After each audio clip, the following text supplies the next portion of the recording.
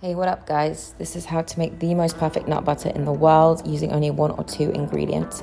I chose to make walnut butter with some maple syrup, but you could choose cashews, almonds, any nut you'd like.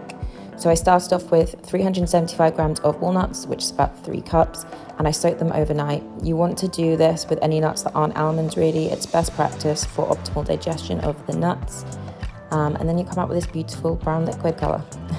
So you drain that off, and then you are left with the dry nuts, and you place those on the baking tray like so, or you dump them like I did. And then you put them in the oven for around an hour at 150 degrees centigrade, and they come out this gorgeous brown color.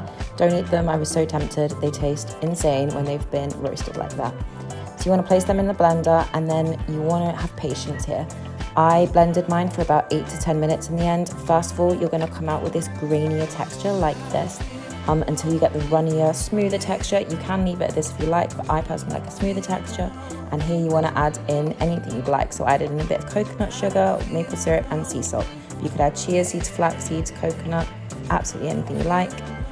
And then you can keep that in the fridge for as long as you'd like. Just check it obviously doesn't go off. And then yeah, you come out with this amazing nut butter, and like I said, you can do this with any nuts you like and enjoy. Sourdough on its own, off the spoon, anything.